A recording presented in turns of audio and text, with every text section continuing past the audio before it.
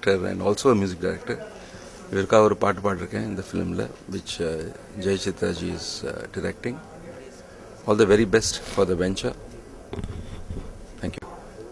என் மகன் அம்ரீஷ் கணேஷுடைய இசைத்தட்டு வெளியீட்டு விழா நடைபெற இருக்கிறது. மாண்புமிகு முதலமைச்சர் அவர்கள் வெளியிடுகிறார்கள். அதற்கு முன்னமாகவே என்னுடைய வாழ்க்கையில் முக்கியமான பங்கு பெற்ற எனது அன்பு சகோதரர்கள், பத்திரிகை நண்பர்களை நான் அணுக வேண்டும், பேச வேண்டும், உங்கள் அனைவரையும் பார்க்க வேண்டும், என் மகனை உங்களுக்கு அறிமுகப்படுத்த வேண்டும் என்ற ஒரு ஆர்வத்தில்தான் முதல் நாளே இன்று உங்கள் எல்லாரையும் சந்திக்கிறேன்.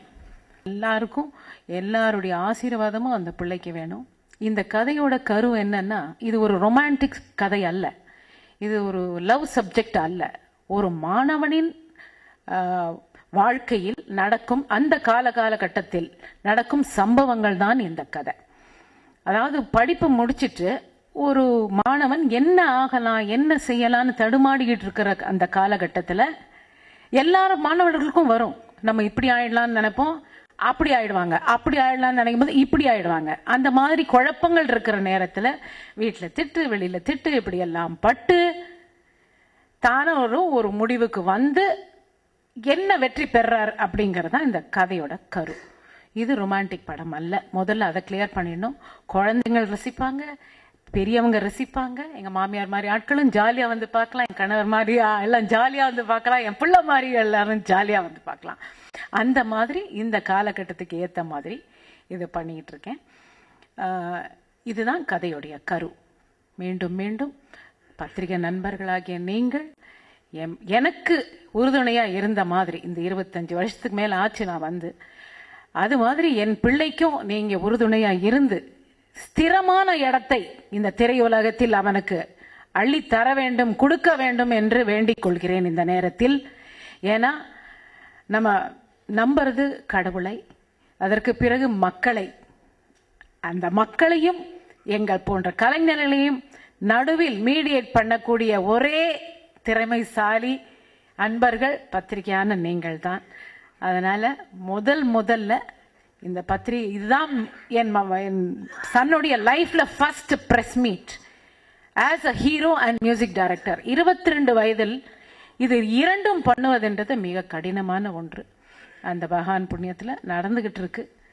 இனி ஃபர்தரா அவர் கையில தான் இருக்கு என்று கூறி இந்த சந்தர்ப்பத்தில் உங்க அனைவருக்கும் எனது மனமார்ந்த நன்றி வணக்கங்களை தெரிவித்துக் கொள்கிறேன். வணக்கம். தமிழில் பேசணும்னு சொல்லிட்டாங்க, முயற்சி பண்ணுறேன். ஒரு 8 monthsக்கு முன்னாடி ஜெயசித்ராமா எனக்கு ஃபோன் பண்ணாங்க. ஸோ நான் இங்கே நிறைய படம் பார்த்துருக்கேன், எல்லாரும் மாதிரி நான் அவங்களோட ஃபேன். ஸோ சொன்னாங்க, இது மாதிரி என் பையன் நான் டைரக்ட் பண்ண போகிறேன், என் பையன் நடிக்கிறான், ஒரு பாட்டு இருக்குது, சரி பாடலாமே சொன்னேன். சார் மியூசிக் டைரக்டராக சொன்னேன், அவனே தான் சொன்னேன். So it's really impressed. So இந்த மாதிரி ஒரு youngster, multi talented youngster. So பாட்டு நல்லா இருக்குது. இப்போ கேட்டீங்க நீங்கள், நானும் சாதனம் இந்த டைட்டில் சாங் பாடியிருக்கோம். And it's a very sweet boy. என்னோட ஆசீர்வாதம், my blessings and my best wishes for the success of this movie. It's just a starting and wish you all the very best in life. Thank you so much. அனைவருக்கும் வணக்கம். இன்று அம்ரீஷ் கணேஷோட இன்னிசையில் நானே என்னுள் இல்லை என்ற திரைப்படம் அந்த ஒளிநாடா வெளியாகுது. மிக அருமையான அந்த டியூன் சொந்தங்களை போட்டிருக்காரு. பெரிய வெற்றிகளை பெறப்போறாங்கிறதுக்கு இந்த பாடல்கள்லாம் சாட்சியாக இருக்கு. ஏன்னா இப்பயே ரிங்டோனாக வந்து நிறைய பேர் இந்த பாடல்கள் வச்சுருக்காங்க, எல்லா பாட்டையும். அதில் வந்து நான் ஒரு பாட்டு எழுதியிருக்கேன். முதல் பாட்டு அந்த படத்தில் முதல் பாட்டு நான் அழகி என்ற படத்தில் தான் முதல்ல பாட்டு எழுதினேன். அதில் நானே என்னுள் இல்லைங்கிற அந்த படத்தில் நீ யாருடா நான் யாருடா போராடுடா வாடா வாடா கை சேருடா முன்னேறுடா டே என்ற அந்த ஒரு கல்லூரி மாணவர்கள் கலாட்டா பாடல ஒபாமா வந்து பாராட்டும் கூட்டம் என்று அவர்களை பற்றிய ஊக்கப்படுத்தி ஆக்கப்படுத்த பாடல்கள் எழுதியிருக்கேன். இந்த பாடல் வந்து மிகச்சிறந்த அளவில் கல்லூரிகள் முழுக்க பாடப்படம், ஆண்டு விழாக்களில் பாடப்படுகின்ற கூடி பெரிய இந்த வாய்ப்புக்கு அந்த அம்மா ஜெயசித்ரா அவர்களுக்கும் தம்பி கணேஷ் அவர்களுக்கும் நன்றி கூறி விடைபெறுகிறேன். நன்றி, வணக்கம். பிஹைண்ட் வுட்ஸுக்கு நான் ஃபஸ்ட்டு இன்டர்வியூ கொடுத்தது படம் வந்து தொகுப்பு விழாக்கு. இன்றைக்கி ஆடியோ லான்ச் வரைக்கும் வந்திருக்கு. எனக்கு வந்து இந்த சந்தோஷத்தை எப்படி சொல்லணுன்னே தெரியல. பிஹைண்ட் வுட்ஸ்னால ப்ராஜெக்ட் ஆரம்பிச்சது, இப்போ வந்து ஆடியோ லான்ச்சுக்கும் வந்திருக்காங்க. எனக்கு வந்து இன்றைக்கி என்ன சொல்கிறதுன்னு தெரில. ஏன்னா ஃபஸ்ட்டு டே சொன்னேன் எனக்கு ரொம்ப நர்வஸாக இருக்குன்னு. படம் முடிஞ்சு போச்சு, இப்போ வந்து ஆடியோ லான்ச்சு, இப்போவும் அதே தான் சொல்கிறேன், நர்வஸாக இருக்குது. நான் படித்தப்போ கூட எனக்கு இவ்வளோ டென்ஷனாக இல்லை. எக்ஸாம் ஹாலில் கூட போய் நல்லா சந்தோஷமாக வருவேன். பட் இது ஒரு படம், இது வந்து வாழ்க்கை ஆரம்பம். ஸோ கண்டிப்பாக அந்த டென்ஷன் இருக்கும். பாட்டு வந்து இந்த படத்தில் வந்து 6 பாட்டுங்க. ஃபஸ்ட்டு பாட்டு ஹரிஹரன் சார், சாதனா சர்கம் பாடியிருக்காங்க, திப்பு, அதுக்கப்புறம் வந்து சின்மயி, கார்த்திக் அவங்க பாடியிருக்காங்க. இதில் வந்து எனக்கு பிடிச்ச ட்ராக் வந்து ஃபஸ்ட்டு பாட்டு நானே என்னுள் இல்லை. இது வந்து ஒரு வெற்றி படமாக்க வேண்டியது உங்கள் கையில் தான் இருக்குது. என்னோடய பெஸ்ட்டு கொடுத்தாச்சு. எங்கள் அம்மாவோட ஆசீர்வாதனாலும் கடவுளோட இறைவனோட பிளெஸிங்ஸாலும் உங்கள் எல்லாரும் அரவணைப்புனாலும் நான் அந்த லான்ச் ஆகிறேன்.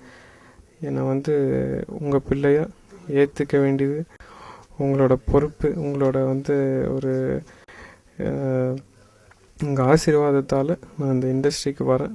என் மெல்ல வெற்றிகள் தரணும்னு சொல்லிட்டு வேண்டிக்கிறேன். நன்றி, வணக்கம். என் கூட கோஸ்டாராக பண்ணுறவங்க வந்து ஆர்யா மேனன். இதில் வந்து குர்லின் சோப்ரான்னு சொல்லிட்டு ஒரு சாங் பண்ணியிருக்காங்க, ஒரு ஹீரோயின். அப்புறம் ஃப்ளோரா சொல்லிட்டு ஒரு சாங் பண்ணியிருக்காங்க, இன்னொரு ஹீரோயின். அப்புறம் வந்து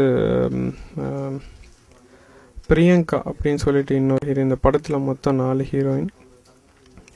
அம்மாவே டைரக்டராக இருக்கிறதுனால வேறு எதுக்கும் வாய்ப்பு இல்லைன்னு நினைக்கிறேன். ஏன்னா வந்து ஃபஸ்ட்டு படத்துலேயே 4 ஹீரோயின் சொல்லிட்டு நிறைய விமர்சனங்கள் வருது. பட் வந்து அவங்களோட நடிக்கும் போது எனக்கு வந்து ஃபியருன்றது ஒன்றும் இல்லை. பட் கொஞ்சம் அம்மா பக்கத்தில் இருக்கனால வெக்கப்பட்டேன். ஏன்னா கையை தொட்டுலாம் நடிக்கணும். எப்படி இருந்தது, ஃபஸ்ட்டு நர்வஸாக இருந்தது, அப்புறம் போக பழகிடுச்சு. நானே என்னுள் இல்லை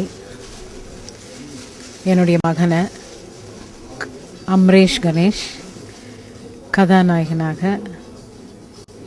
இசை அமைப்பாளராக, ஒரு இயக்குனராக நான் அவரை அறிமுகப்படுத்துகிறேன். நாளைக்கு, அதாவது நம்ம சுதந்திரம் பெற்ற அன்னைக்கு, என்னுடைய மகனின் இந்த நானே என்னுள் இல்லை என்ற படத்தின் இசைத்தட்டை நமது மாண்புமிகு முதல் அமைச்சர் அவர்கள் கரங்களால் வெளியாக இருக்கிறது. நான் வணங்கக்கூடியது 3 பேருக்கு தான். இறைவன், என்னை எடுத்து வளர்த்த தாய் தந்தையர், அடுத்து ரசிக பெருமக்கள், அவர்களுக்கு துணையாக இருக்கும் பத்திரிகை நண்பர்கள்.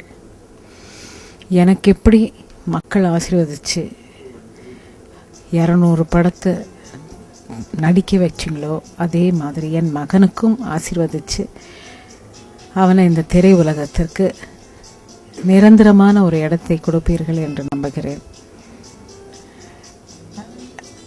இதுக்கு மேலே நான் சொல்கிறதுக்கு ஒன்றும் இல்லை. எல்லாம் அந்த இறைவனின் அருள் தான். நன்றி, வணக்கம்.